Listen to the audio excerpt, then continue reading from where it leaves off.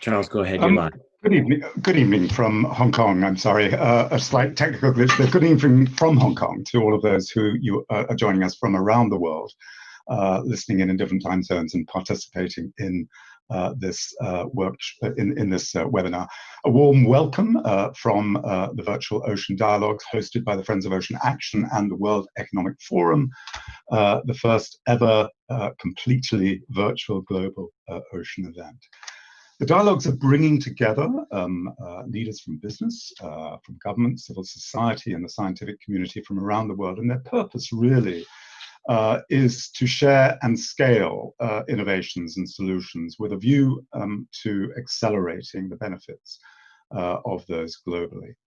The outcomes from these virtual ocean dialogues will also be presented to the hosts and organizers of the UN Ocean Conference, which, as you know, has been delayed, but will be held, we hope, in due course in Lisbon in Portugal. My name is Charles Gorrod. I'm the editorial director for The Economist Group and also the executive director for the World Ocean Summit and the World Ocean Initiative at The Economist. I'm absolutely delighted to be here among friends, particularly amongst friends from Friends of Ocean Action and WEF. This session is focused, as most of these are, on the sustainable ocean economy, but particularly here we're going to look at a couple of things. One, in part at the unprecedented impacts of on the ocean economy of the COVID-19 pandemic, on jobs, on livelihoods, on industries, on seaborne trade, indeed on those that depend on the sea for their protein and their nourishment. But also importantly, I think, we're going to look at the shape of the recovery in this session in a few key areas: in employment, seafaring and shipping, fisheries, aquaculture, and seafood and tourism. And whether, as we can seize the moment, as The Economist said recently on a front cover, to flatten the climate curve, and by extension, importantly, to build back better and build back bluer and more sustainably in the ocean economy, something that the World Ocean Summit and the World Ocean Initiative is profoundly focused on as well. And I think the optimism around the potential for a green and blue recovery really is palpable. Yet, of course, the scale too of the recession is unprecedented in our lifetime. And the Economist Intelligence Unit recently forecasted that global GDP will contract by about 4.2% this year.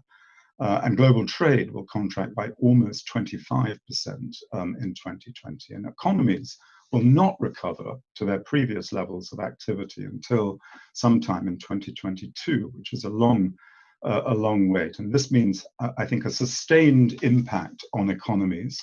And indeed, the ocean economy is no exception. 10% of the global population rely on fishing for their livelihoods across the supply chain, particularly women. Around 40% of the GDP of small island developing states comes from tourism, yet this has pretty much come to a halt.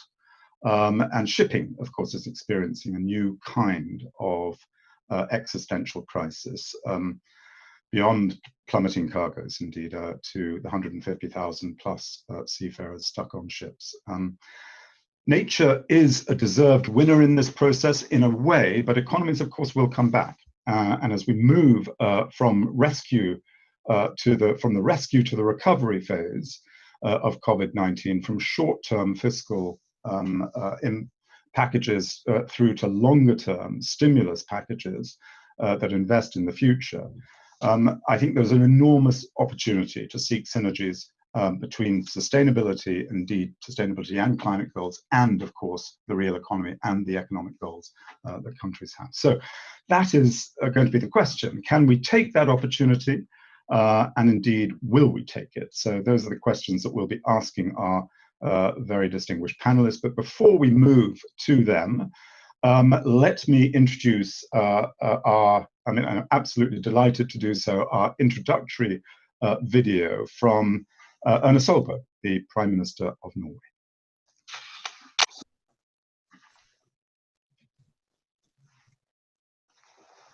I'm pleased to participate together with all of you in these virtual ocean dialogues.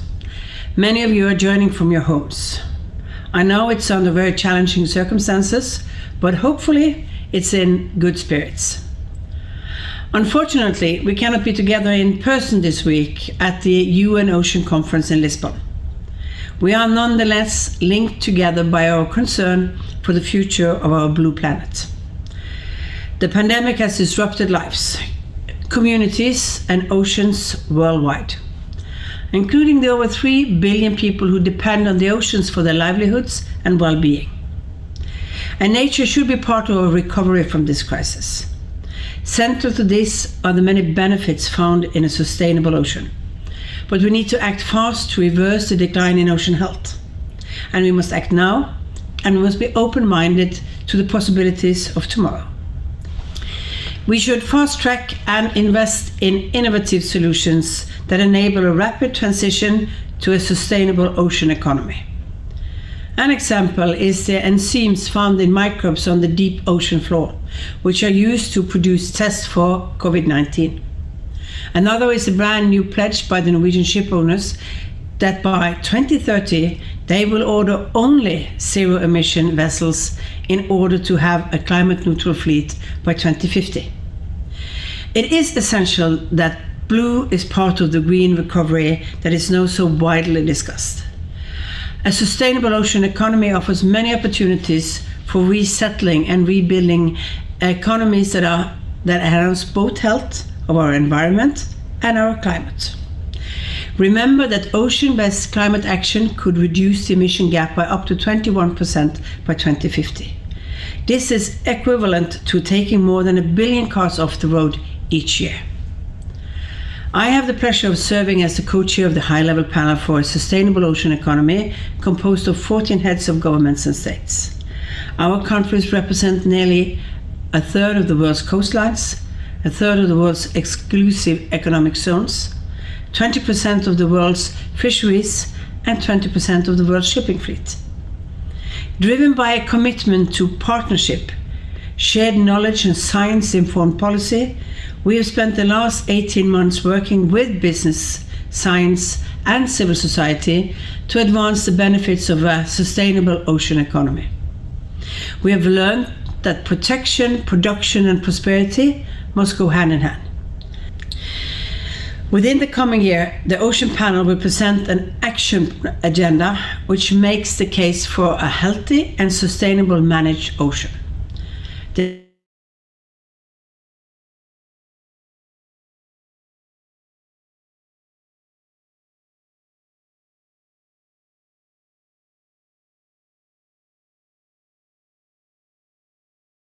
Back into natural systems. Then we can make sure that we are less vulnerable to the future shocks and that nobody is left behind as our economies recover, reset, and rebuild. Friends and fellow ocean champions, I urge us all to keep the ocean's many values on our mind as we decide what is best for our economies, our well-being, and the environment. The health of the planet, our entire blue planet, depends on it.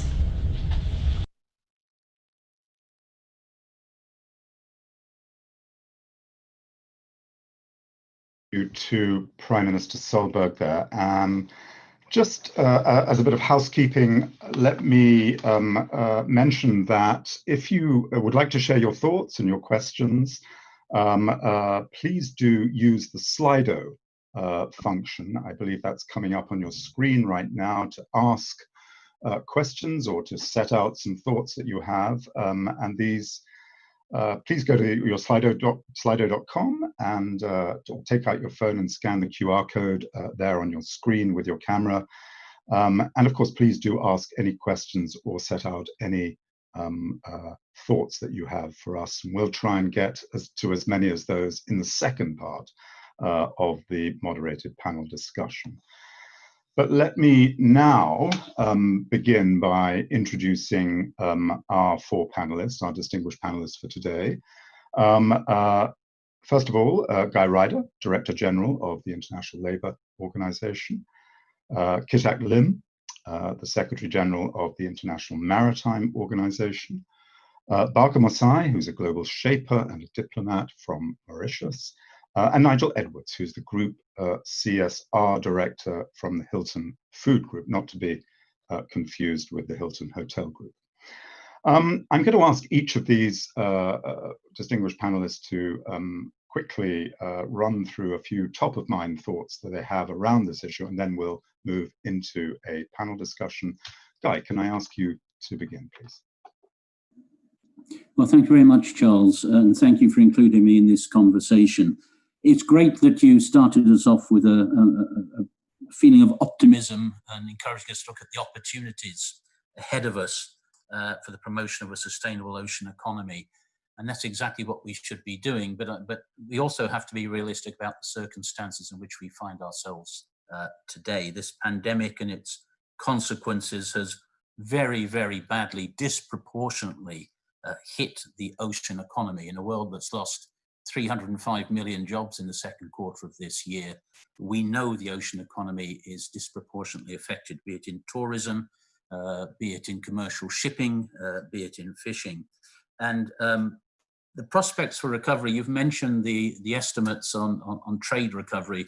You know, the World Trade Organization is telling us that the loss of trade in the worst scenario, the most pessimistic scenario they're putting up, could be the equivalent of what happened in the first 3 years of the 1930s. So there is a high degree of uncertainty about growing back.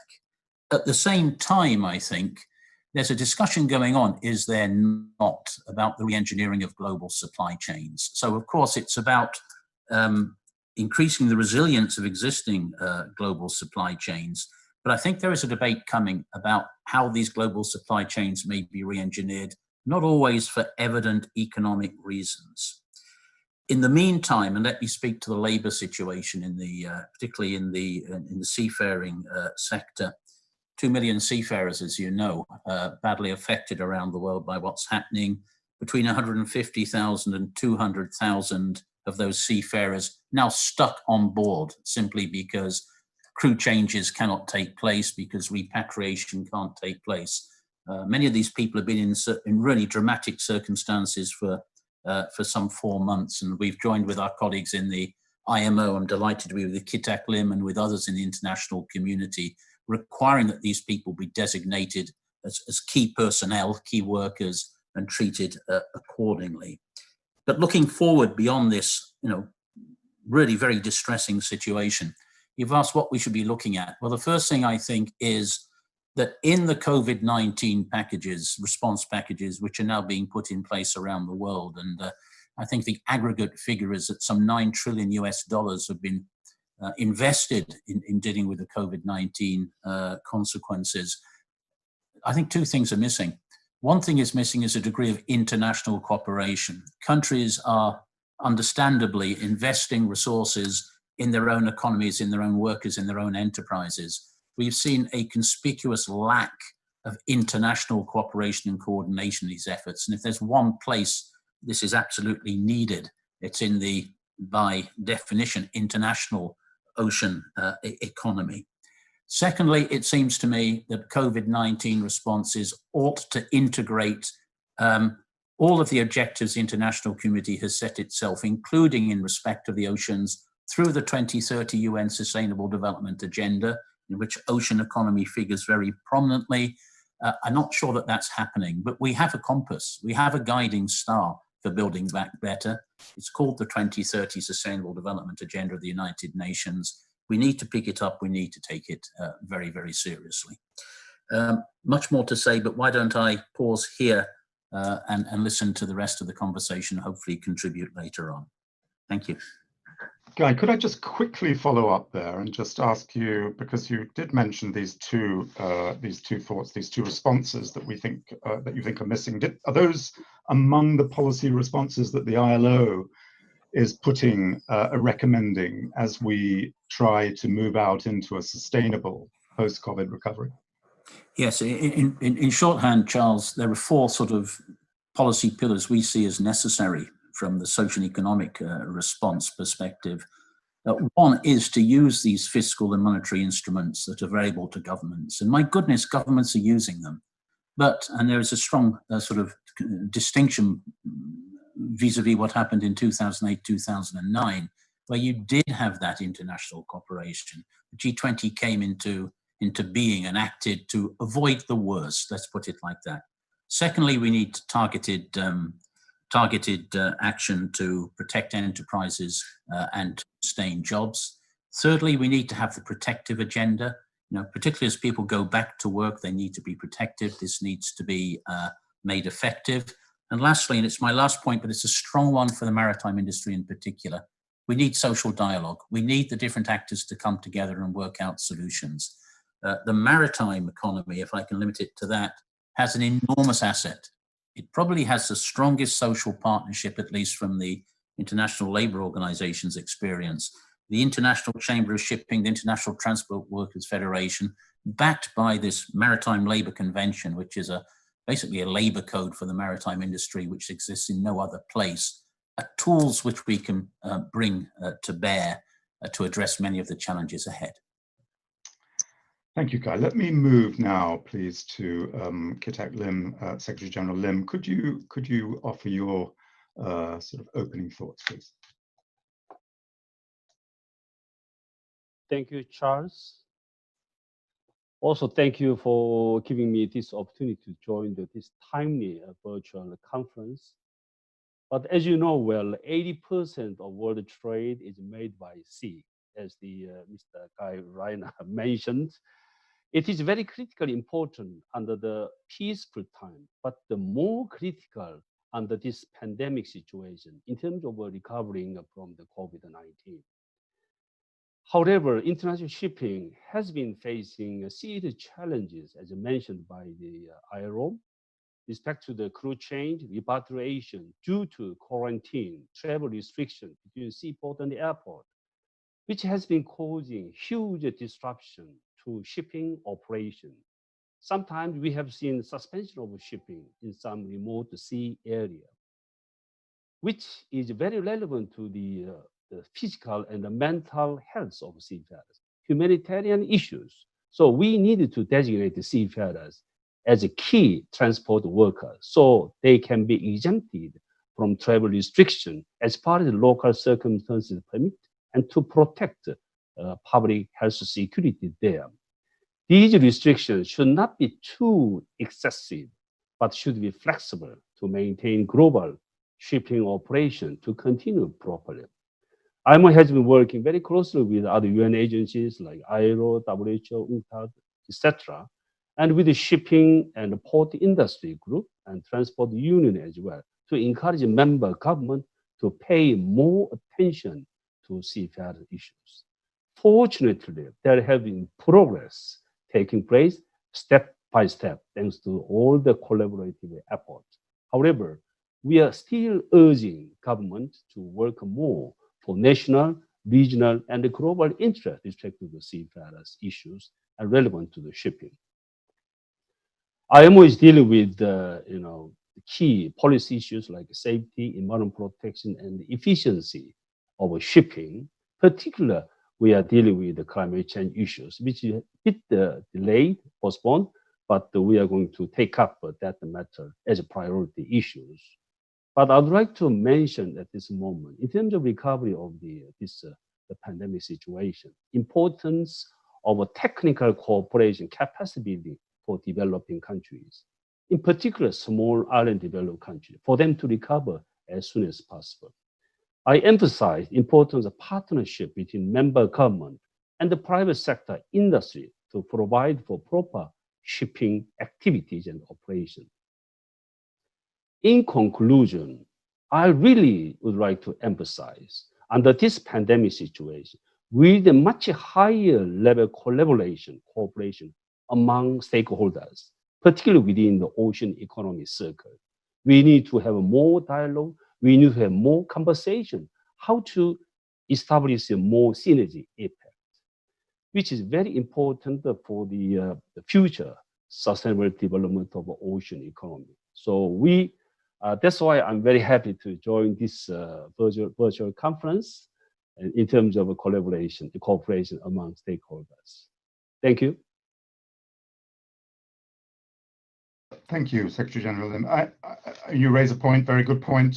Somehow, the same as Guy Ryder, international cooperation and coordination in a time when this seems more and more difficult, seems to be right at the top of all of our agendas, and certainly at the top of the ocean agenda. Let me come, a nice segue, I think, there when you mentioned small island developing states, a nice segue, I think, to Barker Masai. Barker, can I ask you to give us a few thoughts?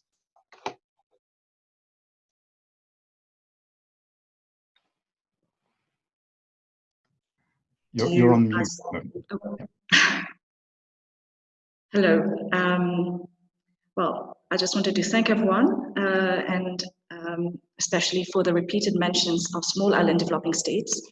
As you know, SIDS have been very, very hard hit. Our tourism sector has all but collapsed. Shipping, all ocean-based sectors are in a very difficult position. But I'm here today to speak from the perspective of young people, particularly wearing my hat as a global shaper from the Port Louis Hub. So what the COVID-19 situation has shown is that we need to heal our relationship with nature. That is a fact. And as small island developing states, we have a symbiotic relationship with nature, with our maritime resources.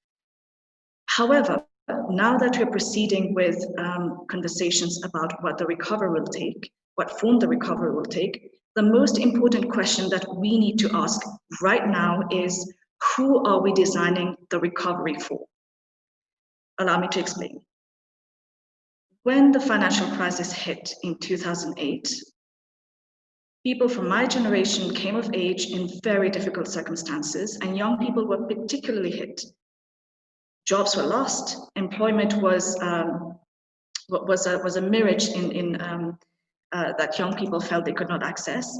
And this is a situation that will be facing young people again. When we're talking about the blue economy, the challenge has been, how do we bring the voices of coastal communities? How do we bring the voices of young people from small island developing states into strategies?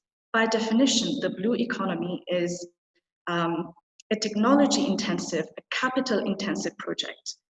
The sectors of the blue economy require heavy investment, and as a result, governments have tended to focus almost exclusively on huge investments at the detriment of including coastal communities and youth voices into those strategies. So as we rebuild, as we try to rebuild after the COVID pandemic, it is key that we involve those communities, those voices in our recovery plans. As a shaper, one of the projects that we launched in the Port Louis Hub in Mauritius, and together with the Seychelles and Rodrigues Island, was Seeing Blue, which was to bring the voices of young people into the blue economy. And what we found was that they had a lot of ideas, a lot of innovative ideas, a lot of solutions for the oceans, because they understood their context better. They understood how they wanted to navigate around maritime resources and what they needed to have a certain ownership of those resources. However, what was lacking was a link between those ideas and the funds that were needed to put them into fruition, and a certain policy push that was needed to elevate those ideas. Now, you will remember that at the start of the COVID crisis, one of the big issues was how to procure PPEs and ventilators. And we watched with fascination as young people in Africa, in SIDS, started designing their own products. And that was when governments started latching onto the idea that, hey, young people can actually produce something. So the recovery should continue on that front, in the sense that it should involve young people, it should consider the ideas that young people have to offer. A quick point before I move on, I give the floor to the next speaker, is there was a mention of trade. Indeed, trade is going to be affected, but I'm speaking right now from the seat of the African Union, and one of the most exciting projects that is happening is the African Continental Free Trade Area. It is an ambitious project, and I do believe that when we think of recovery, the potential of the free trade area in Africa has to be considered. There's a huge potential of formalizing the ideas of young people and embedding them into the supply chains, of bringing in the fourth industrial revolution to push the CFTA forward to benefit the African continent. So looking at the blue economy from an African and CIS perspective, I would like to be optimistic, and I would like to continue the brainstorming on how we can link ideas, communities with the big corporation projects that are happening, that are being envisaged, and how we can ensure that when we design the recovery, it is an equitable one. Thank you very much, Berke. I mean, I'm sure we're going to return to one or two of those thoughts a little bit earlier, and in particular, practically, how do we engage young people in this discussion? It's something that we're all concerned to do, and we've all tried to do with varying degrees of success. And I think it would be interesting to explore a little bit more practically what that actually means. Let's come to that in a while, but let me come to the final speaker, Nigel Edwards, who's the Group CSR Director of Hilton Food Group. Nigel, your thoughts, please. Hey, thank you. Thank you, Charles, and to World Economic Forum for this kind of invitation. Hilton are a UK PLC. We've got global operations partnering with leading retailers, and we purchase fish globally. So what's been happening? The markets have been impacted. Seafood supply has been maintained, but that's thanks to the frontline workers in the fishing boats, the farms, factories, in transport and distribution in the global supply chains. But whilst retail markets like ours have been maintained, the closure of most of the food service and hospitality sector has devastated the markets for many fishermen and farmers, impacting them and the communities that support and depend upon them. So this pandemic is exposing a fragility in the ocean economy, a lack of market diversity, which has left many of the operators struggling to reorientate. We need to open up new opportunities like shorter direct consumer delivery for the UK fish from my local markets, and fundamentally build resilience in seafood supply chains.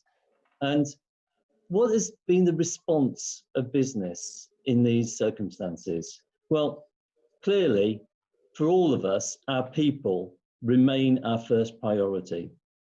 We need to look after those that work in our factories and our supply chains. So what we've been doing is adapting ways of working to protect people within the factories, but fundamentally, we're also there to keep those jobs going and to maintain the livelihoods of the communities that all of these factories operate in. Now, our commitments haven't changed. The responsible sourcing and the ways of addressing climate change, those commitments are not changing because of this crisis. We'll continue to invest in efficiency, in low carbon processing, circular recycling of packaging, etc. But industry as a whole are collaborating, and that's a process which has already been raised here. We need to break the barriers to sustainable growth. And some of the examples of that is advocacy for better governance of fisheries, such as pelagic fisheries in Northeast Atlantic, building resilience, reducing the reliance, jumping across here, reducing our reliance on wild-caught fisheries in the feed, in the aquaculture supply chains. So that includes use of algal oils and insect meals, and developing selective fishing gears. And a good example of that would be the Tiaki precision harvesting that's being used in New Zealand. So sustainability and human rights are critical, and they're underpinned by robust, independent certification programs and standards. Now, they are still operating, and they've adapted to remote audits until they can physically get back onto the ground, so to speak. And that's already happening. We're seeing that in China and Vietnam. That's really good news. So looking forward, where do we go from here?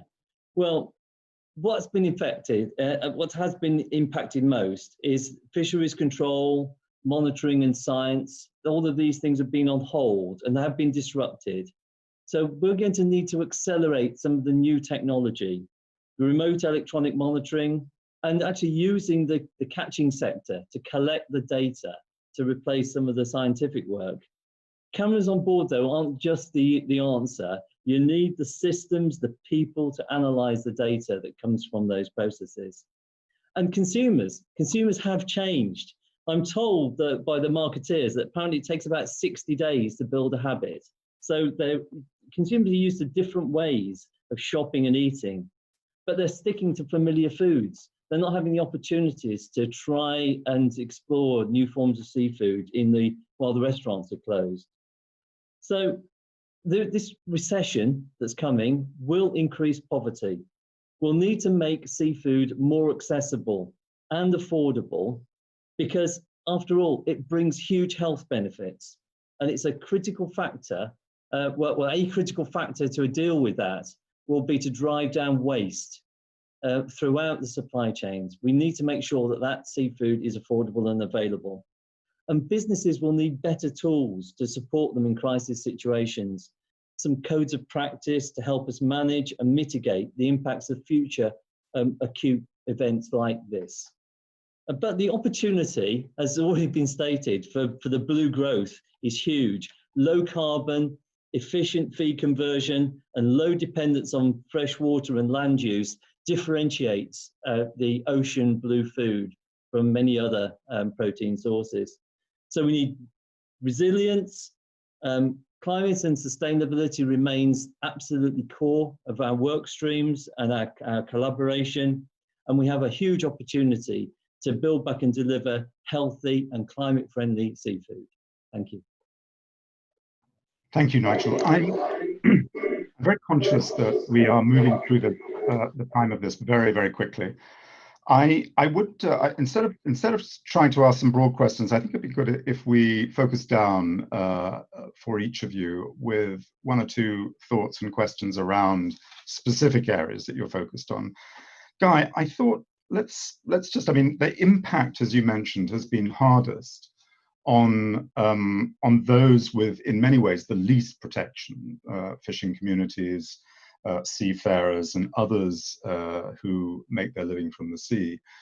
I mean, when we look beyond the crisis, what do you think we need to do to help ensure that these communities, that decent work in a way is realized for these communities as we move forward? What sort of measures do you think are you now recommending to governments to be able to do something more for these communities, do you think? Yes, thank you, Charles.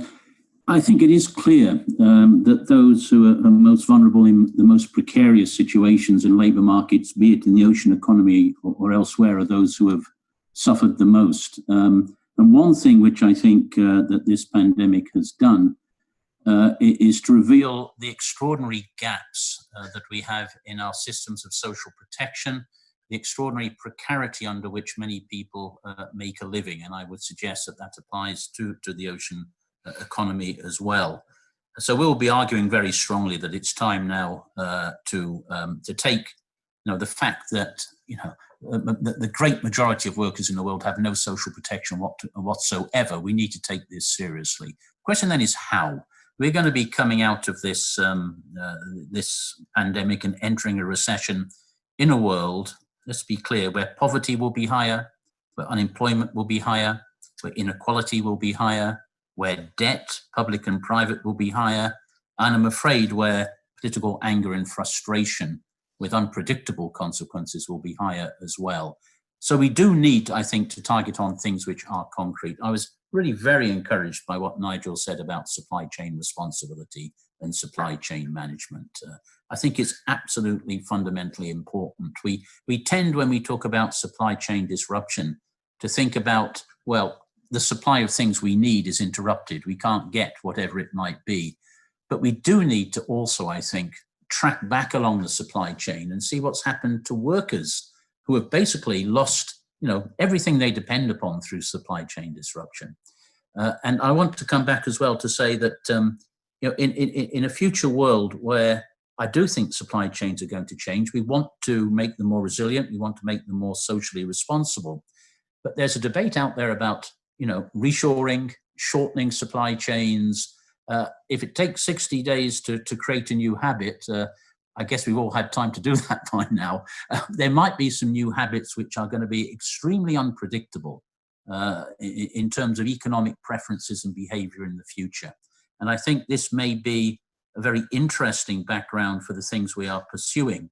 They could be positive, and we need to leverage what is positive, but there could also be complicating factors as well. And I think there's enormous uncertainty around there. We should not, I think, be falsely optimistic, but we should be alert to the opportunities and be ready to take them. Thank you, Nigel. I just wonder if I could pick up there and just ask you briefly to respond to that as well. As a company, what are you doing to try to ensure greater resilience in your supply chain, particularly in relation to the security of people working in those environments? What as a company are you doing? Well, clearly, the people in our supply chains are absolutely highest priority. Our work on building human rights has been largely in collaboration in certification programs. So we've been engaged in the Global Responsible Fishing Vessel Scheme and similar programs aimed at listening to the voice of the fishermen. We've also been involved in conducting human rights impact assessments with experts.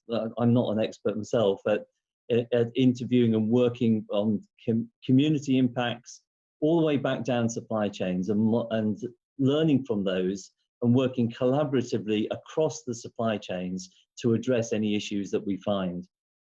Fundamentally, we need health and safety, but we also want to make sure that people are treated properly, paid properly, recruited properly. So there's a lot of emphasis. I've been hearing about the work that the Scottish fleets, particularly Mike Park and the Scottish leaders, in ensuring that the recruitment of crews is done properly and they are looked after as they work on board those vessels. So it's across the world, and these certification and transparency programs really help to shine a light back down supply chains.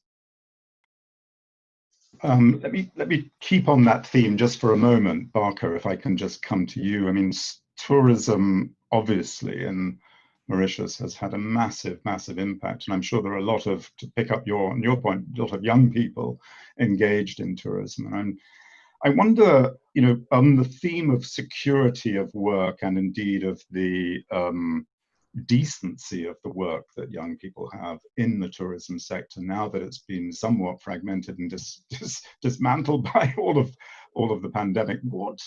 And to your point too about the voice of young people in this process, what do you see as being critical then, in this sense, to the rebuilding of the tourism sector post-pandemic in countries like Mauritius? Okay, so it's actually a very emotional topic for us islanders, because the most optimistic forecasts that we have at the moment is that our tourism levels will only bounce back in two or 3 years, which is a long time, when most of your semi-skilled jobs rely on the hospitality sector. The hope that we have is that once the pandemic is over, people will want to engage with nature, will want to engage with the ocean, and will want to run to the ocean, and that might drive the demand for tourism. However, the experience of tourism as you know it is going to change, because we will have to implement a higher degree of hygiene standards, a higher degree of distance. Some restaurateurs are talking about how do we separate people from each other in the table? What would the packaging be? Should people bring their own plates and cutlery, which would affect the tourism experience? And one other effect of this would be that we would see the level of wastage might increase in the hospitality sector when we're talking about equipment that is needed to ensure those hygiene standards. And that would indirectly create higher degrees of waste. And a lot of small island developing states are not equipped for waste management. The volume of waste sometimes is so small that there are no economically viable ways of recycling the waste, especially plastic waste. However, this could potentially lead to opportunities. What we've seen as the Port Waste Hub is that young people can get very creative in terms of designing platforms for exchanges, whether it is to do how to merge certain equipment to create ecological barriers to prevent hotel waste from flowing into the ocean. How do we collect plastic waste on the beach? How do we reuse those wastes? So that would be the opportunity side of things, which of course means that we need to be aware of the different ways in which young people are engaging with the question of the externalities of this new tourism sector that will emerge with new forms of packaging and so on. So just to quickly step into this area, what we would need to do is have programs that would reskill young people, and this would demand political leadership. What we would also need to do is to put in place measures to formalize these SMEs and entrepreneurial ideas. If I may go back to the experience that we had from the 2008 crisis, SMEs, innovative ideas were seen as the savior of young people from unemployment, but unfortunately, a lot of resources were not put to boost that SME capacity. So at the moment, we'll just keep exploring how do we redesign this tourism sector.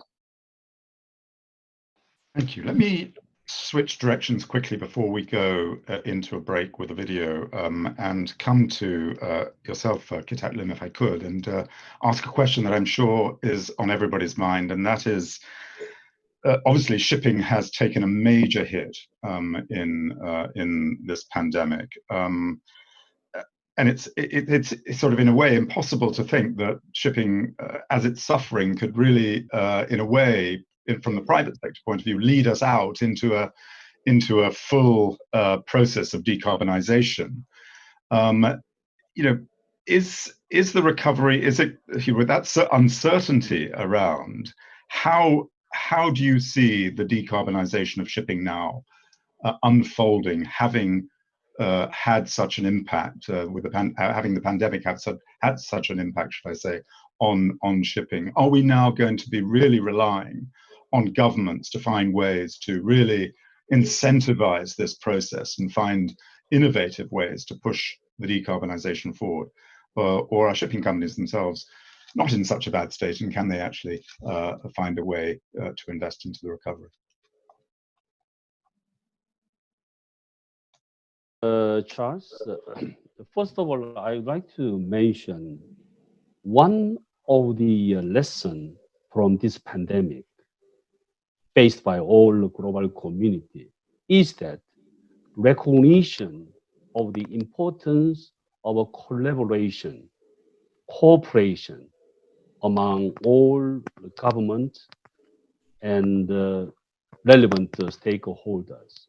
So having said that, there has been a lot of effort from United Nations, by Secretary General, and also we have seen activities by G20 meeting with giving a good message to our side.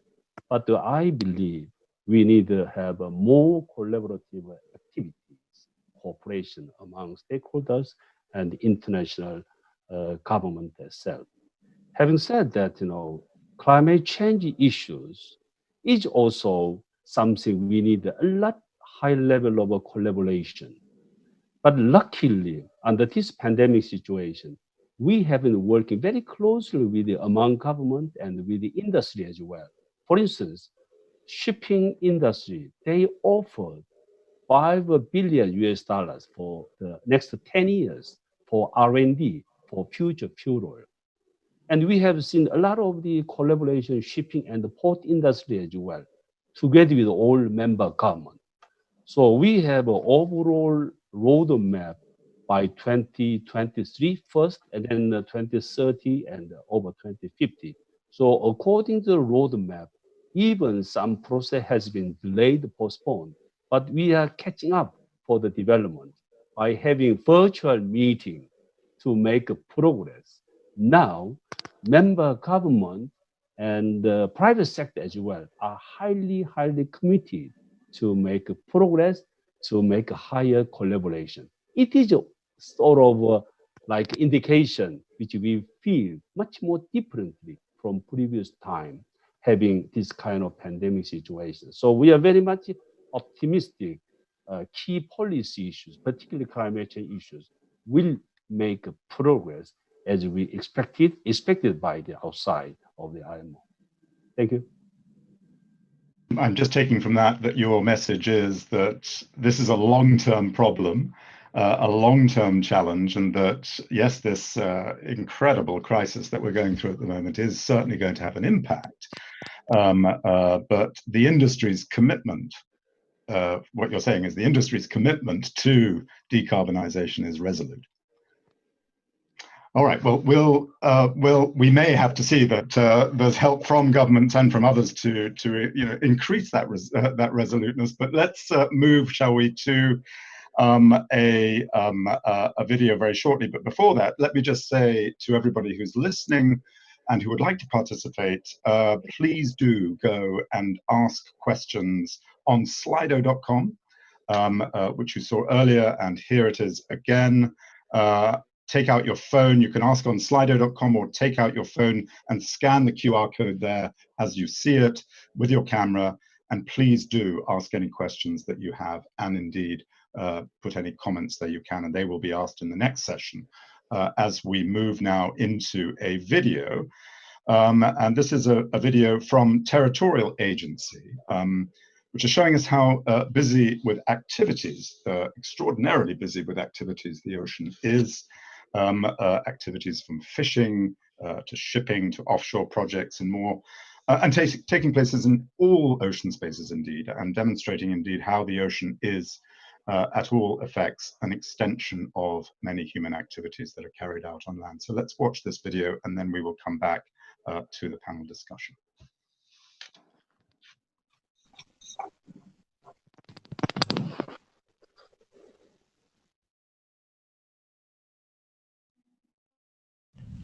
The global ocean is changing its circulations, energies, interactions, and ecologies. It is the most dynamic and sensitive component of our living planet, yet the most unknown. The ocean is in a new phase of its nonlinear history, shaped by the intensification of the impact of human activities on the Earth system, the Anthropocene.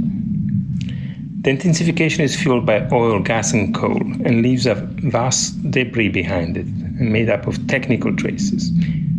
Intensified maritime transport, trawling of the seabed, extraction of mineral resources from the continental shelves, and now even from the deep sea.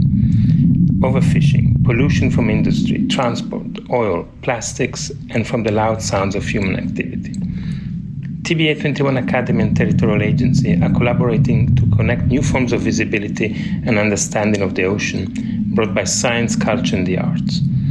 The research project inquires into new ways of connecting research groups, cultures, and epistemes that address the ocean in transformation, linking and interconnecting scientists, artists, policymakers, indigenous populations, businesses, and conservationists by way of shared dynamic images, datasets, and narratives. The ocean is sensed by a growing number of institutions, individual scientists, local populations, satellite sensors, floating buoys, multispectral imagery, high-resolution bathymetry, automatic identification system of vessels via satellites, radar scans, long-term environmental measurements, marine life tracking via GPS, tidal gauges, historical records of sea level rise, complex climate circulation modeling, forecasting, and maritime commerce records. Oceans in Transformation combines global data sets to produce images that indicate how interconnected human activities are with the many waters of the ocean. The ocean is a sensorium. It records the transformation of the Earth in its complex dynamics. And it inscribes back its cycles in the evolutions and adaptations of life forms. It is warming, changing its chemistry, ecosystems, and currents. Its levels are rising. Multiple datasets stemming from a multiplicity of research institutes are combined here to form dynamic images aimed at establishing new forms of collaboration to safeguard the future of the most important, yet the least known component of our living planet.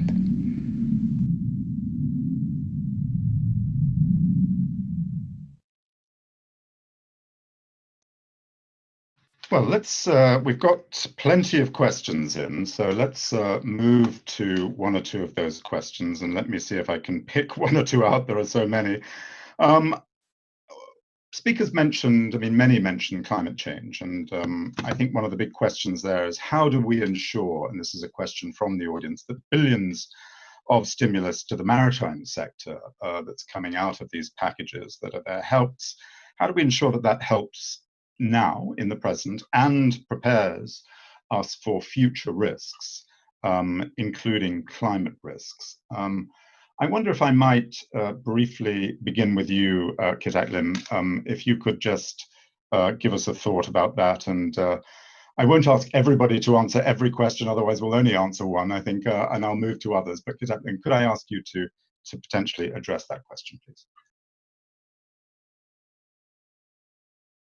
Thank you, Charles. When it comes to climate change issues, and particularly we have a Paris Agreement and the further development, but when it comes to maritime sectors, we adopted a certain roadmap, 2023, 2030, etc. And in that, I would characterize as 3-4 areas. There is a technical issues in terms of engine efficiency, propulsion efficiency. Second one is operational aspect, which means including speed optimization. And the policy issues is including market-based measure. But on top of that, I would like to mention, it is very similar to other area on the shore. Future alternative fuel is a critical one. Without this one, we cannot achieve our target in terms of climate change issues. That's why when it comes to marine fuel issues as well, we have had a certain accumulation of R&D for future fuel, but not enough. We have to do more, how adapt those skills, technology to the marine sectors. So we need a lot of more R&D work. As I mentioned, the shipping community voluntarily are offering to 5 billion for 10 years. And also there should be some support from the public sector as well. So R&D for future fuel is really critical. So those 4 areas is moving in parallel, step by step, according to our plan. So we are going to reduce emission by 2050. At least by 50%, which means individual ships, 80% reduction of the individual ships. And also we are going to include, as I mentioned, market-based commercial aspect to this policy. So all the policies are being taken in parallel, step by step. But now we are more focusing at the moment technical issues, propulsion, efficiency of propulsion, and also sort of speed optimization as well. So all is taking place step by step, but we have to keep momentum in terms of collaboration among member states together with the industry, shipping industry. One of a very important point is that there has used to be some collaboration shipping and the port, but now we have much higher enhanced collaboration, shipping and port, to tackle not only safety and the climate change issues. Really appreciate those shipping and the port industry. Thank you.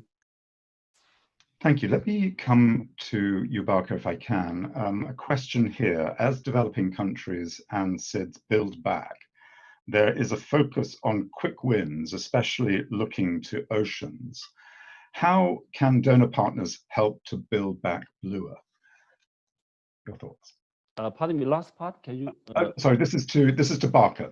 Sorry, this is to Barker. So you need to. Still muted. I need to be a proper millennial and master this technology.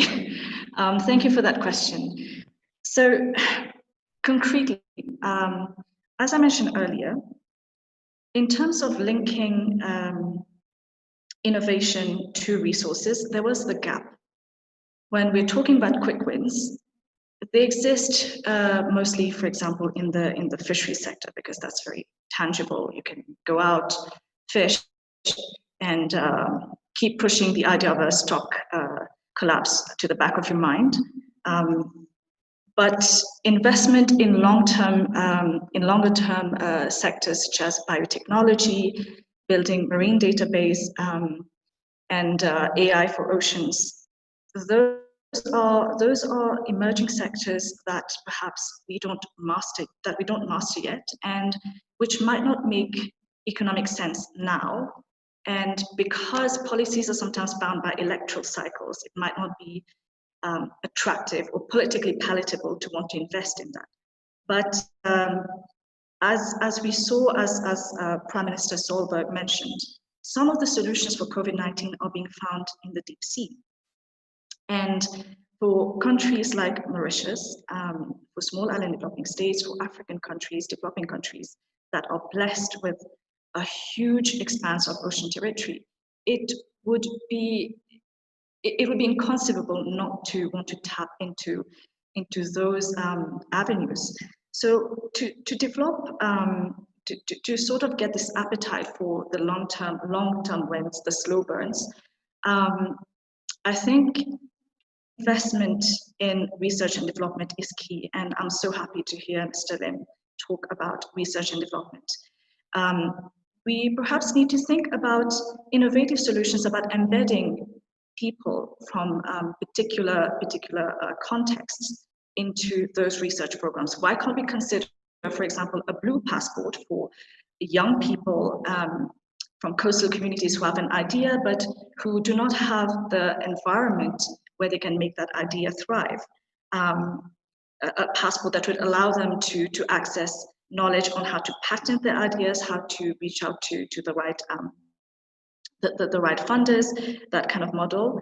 Why can't we have a global registry that would match those ideas with opportunities to further explore them? And I think the World Economic Forum has done a great job by setting up the Uplink platform.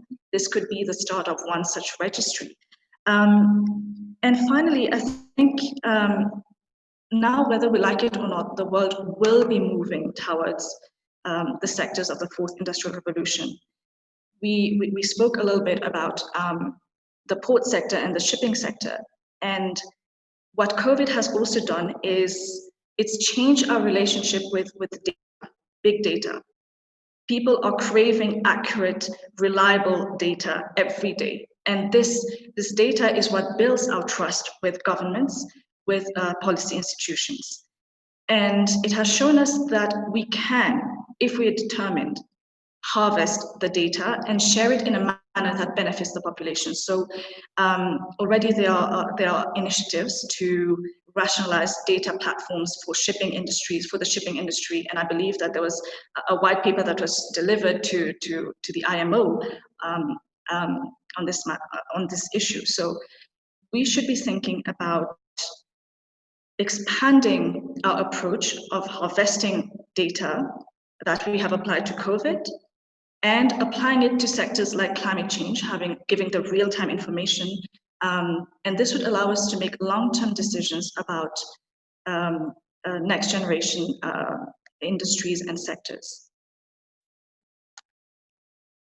Let me segue from that and come to a question that is pretty difficult one to answer, I think. But how, and Guy, I'm going to throw this to you if I may. How, particularly from the ILO's perspective here, how are we going to be able to measure if the Build Back Better is in fact better from your perspective? What are you going to be doing to measure that? Yeah, well, over the last year, we've been looking pre-pandemic at what we want the future of work, the world of work to look like in the future. And I think there are perhaps two answers to your question. The first is, how are we going to negotiate a number of transitions which are, inevitably going to be have to be navigated by the world of work? Digital transition, the green transition, which we've been talking a great deal about. There's also a demographic transition issue. I won't go into the details, but how successful are we going to be in dealing with those? And secondly, and I make my reference point, the UN 2030 agenda, how are we going to get to greater degrees of equity in society? I think the growth of inequality should be worrying us all. It's connected very closely to the issues of vulnerability and precarity, which we've touched upon in this discussion. And how is it going to create jobs for people? I mean, the issues of decent work, particularly for a younger generation, which is being hit by a quadruple whammy during this pandemic. Young people are in a bad place on labour markets before this pandemic happened. Secondly, more young people than others have been shaken out of their jobs by the effects of the pandemic. 1 in 6 working young people under the age of 28 are no longer working at this point. There's been a massive interruption of training and education. And when school leavers and college leavers come out of education in the near future, they're going to come out into a very, very hostile labour market environment. So, we call it a lockdown generation, how that generation fares over the next 3 or 4 years is going to be extraordinarily important. And my last point, if I may, if I've still got time, just to pick up on some of the previous answers. You asked us, but how can we build climate change action into COVID-19 responses? It's about carrots and sticks, or carrots or sticks. I mean, we've seen some very interesting examples. When the French government bailed out Air France, they made it a condition that there would no longer be domestic Air France flights in the country. Why? For climate change reasons. We're seeing a very painful shakeout of the global automotive industry right now. And we know that government support for companies often in extreme difficulty can also be predicated upon a transition to new technologies, not the fossil fuel legacy technologies of the past. It's about wanting to do it. There are very obvious conditionalities that one can attach to the fiscal and monetary instruments which are being used right now. The question is, are people going to do it? And it's not always obvious to me that the political will matches the opportunity that we have in that regard. I know we're coming nearly to the end, but Nigel, I just want to come to you finally, and if you could be brief, please, because although very difficult, I think, in this context, and that is to pick that question up, how can we measure if the Build Back Better is in fact going to be better, but also answer that, please, in the context of what Guy has just mentioned in relation to how do we build climate change related resilience back into the recovery, and in particular the recovery of fisheries and seafood. Okay, well, it's by partnership between industry and government. We've been learning during the whole process over this week of the importance of the role of industry as a voice to drive government changes, to give them permission, I guess, to listen to the consumer and really make radical changes. So yes, it has to be led from the top. It has to be led from the top of industry and government in partnership. We do need to, we have huge opportunities, particularly in seafood and aquaculture, to lead in a transition to a low carbon economy and to drive affordable protein that's actually based on a low carbon future. So that transition is possible, and it's really exciting from the seafood perspective. In wild capture fisheries as well, we've been learning about low carbon fishing as well this week. So that would be my summary. It's a big vision, needs to be led from the top. We have a transition opportunity in seafood that is fantastic. And by collaboration, and driving things like the EU taking a step with their farm to fork policies, farm to fork challenges that they brought out in the last week. The opportunities identified in that, and there's many other examples, to create a low carbon fishing and aquaculture industry and grow that substantially. And I'm really very sorry. There's so many questions sitting on my WhatsApp here ready to ask, but we do have to draw this to a close. What's absolutely clear is that somehow we have to make this a green and blue recovery. And not to do so is going to miss an extraordinary opportunity for us all. And we shall be exploring that in our own way at The Economist and at the Economist World Ocean Initiative too, just as we are exploring it here today. I just want to thank all of the speakers really for their excellent comments and for everybody for listening. There is straight after this a set of deep dive sessions which start at 13:30 CEST Central. And that's via top link as well. The first of those, I believe there may be a slide coming up on this, but the first of those is on sustaining the global ocean economy through resilient small-scale fisheries and supply chains. The second of those is how green stimulus measures could fuel the decarbonization of shipping. And the third of those is on the future of tourism. They all will pick up and hopefully dive, as it suggests, as a deep dive into this conversation that we've started just now in greater detail. It leaves me now just to A, thank everybody for participating and for listening, and all our speakers, and then B, to introduce our closing remarks from Teresa Ribera, who's the Deputy Prime Minister and Minister for the Ecological Transition in Spain, who will make these remarks as we close out. Thank you very much indeed.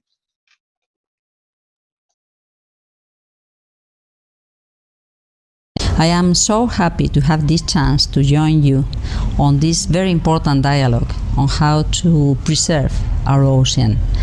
The business community, the academic community, the maritime community, the community that loves the ocean, the sea, that understands the importance of paying attention to such a great treasure we've got and we have not been paying attention to for such a long time.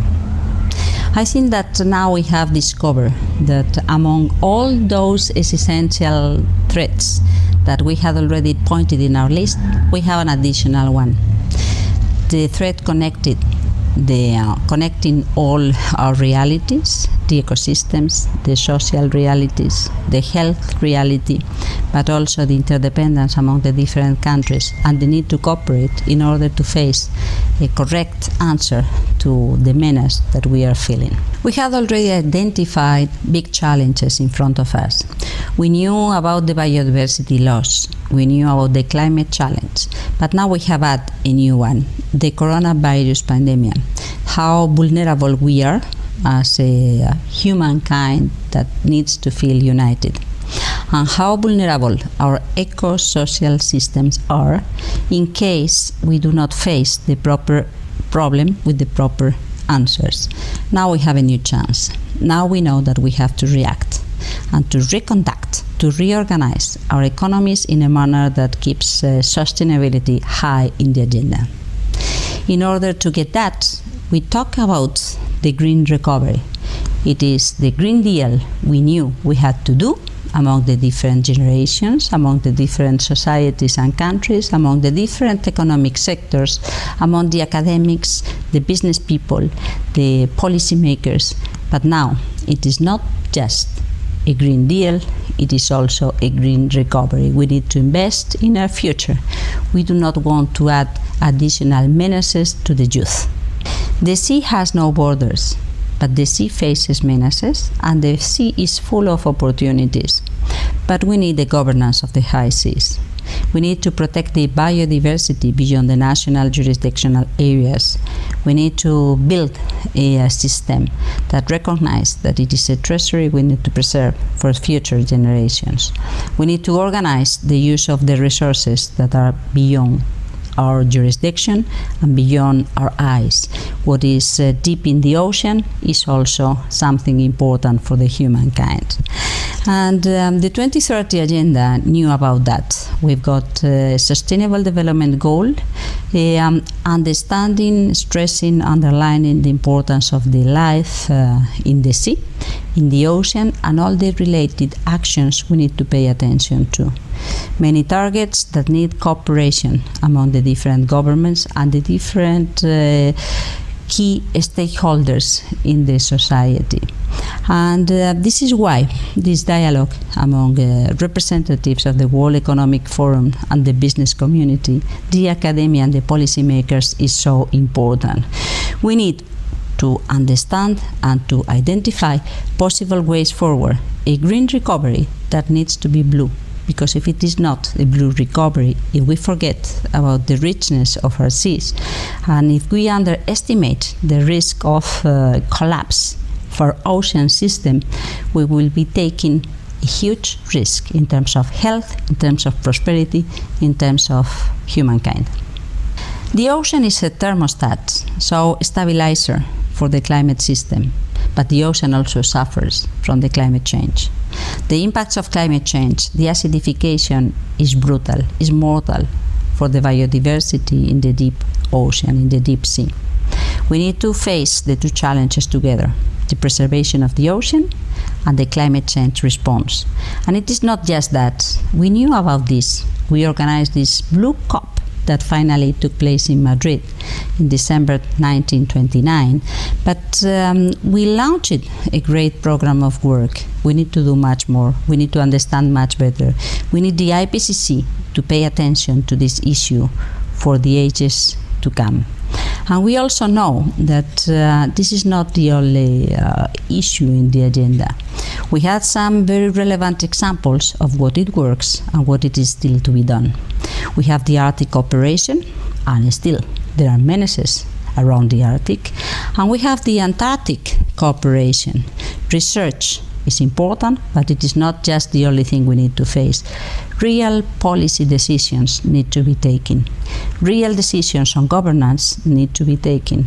And the main aim, dealing with the preservation of the ocean and the maritime species, is absolutely key. Otherwise, we will be missing grades of knowledge, great pieces of understanding and treasuries for the time to come. And last comment, do you see plastics in the sea? Do you see litter in the sea? Do you understand how deep it affects to the life in the sea? Yes, we all know. But 80% of this litter comes from land.